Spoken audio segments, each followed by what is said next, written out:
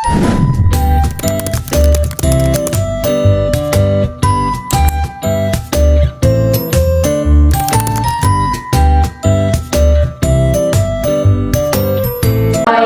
warahmatullahi wabarakatuh. Kami dari kelompok 7 ingin mempresentasikan hasil tugas kami yang mata kuliah Teknologi Informasi dan Pelayanan Hukum yang berjudul Discovery Penggunaan Teknologi Informasi dalam Proses Hukum.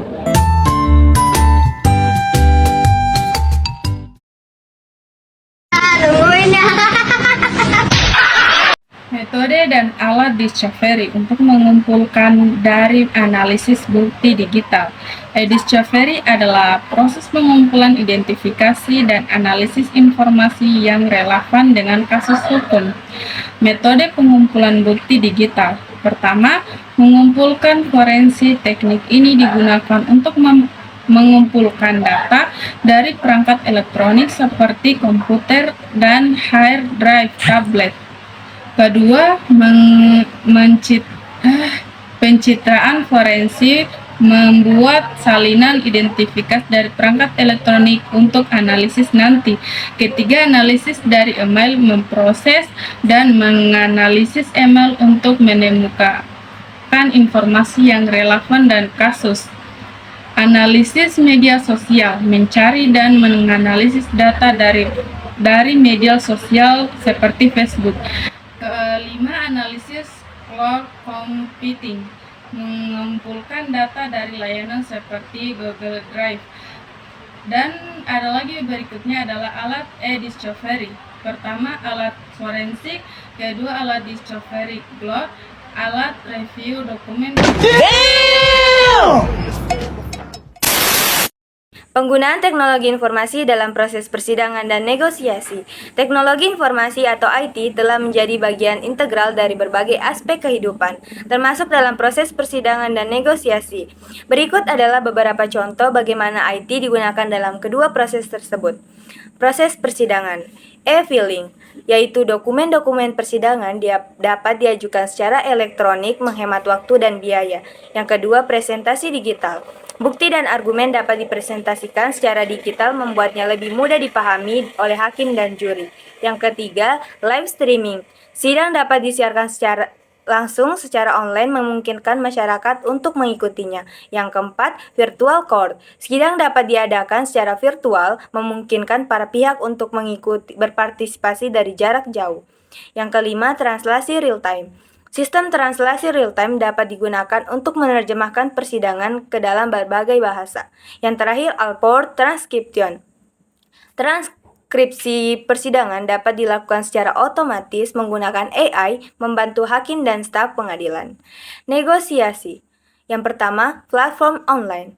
Platform online dapat digunakan untuk memfasilitasi negosiasi antara dua pihak atau lebih. Yang kedua, video konferensi. Video konferensi dapat digunakan untuk mengadakan negosiasi virtual. Yang ketiga, Alport Negotiation Tools. Alat negosiasi yang didukung AI dapat membantu para pihak untuk mencapai kesepakatan yang lebih baik. Yang keempat, Document Sharing Platform. Platform berbagi dokumen dapat digunakan untuk berbagi dokumen dan informasi secara aman dengan pihak lain. Yang terakhir, e-signature. Tanda tangan elektronik dapat digunakan untuk menandatangani dokumen secara digital. Oh my God! Wow! Manfaat penggunaan teknologi informasi. 1. Efisiensi.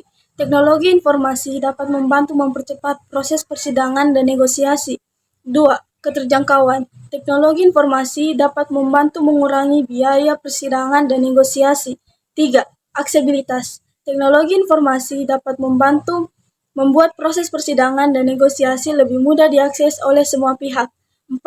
Transparansi. Teknologi informasi dapat membantu membuat proses persidangan dan negosiasi lebih transparan. 5. Akurasi. Teknologi informasi dapat membantu meningkatkan akurasi dan efisiensi proses pengadilan. Keenam, ketersediaan. Teknologi informasi memungkinkan akses ke informasi dan dokumen persidangan kapan saja dan di mana saja. Tantangan penggunaan teknologi informasi. 1. Keamanan. Penting untuk memastikan bahwa teknologi informasi yang digunakan dalam proses persidangan dan negosiasi aman dan terjamin. Kedua, keterampilan. Diperlukan keterampilan dan pelatihan khusus untuk menggunakan teknologi informasi secara efektif dalam proses persidangan dan negosiasi. Ketiga, ketidakadilan. Penggunaan teknologi informasi dapat memperburuk ketidakadilan yang ada dalam sistem hukum. 4. Bias algoritma. Penggunaan AI dalam proses peradilan perlu dipantau untuk memastikan tidak ada bias algoritma yang terjadi. Kelima, akses internet. Tidak semua orang memiliki akses internet yang memadai yang dapat membatasi partisipasi mereka dalam proses persidangan dan negosiasi online. Mungkin hanya itu hasil dari presentasi kami, kurang dan lebihnya mohon dimaafkan. Yang salah datang dari kami dan kebenaran hanya datang dari Allah Subhanahu wa Ta'ala. Wassalamualaikum warahmatullahi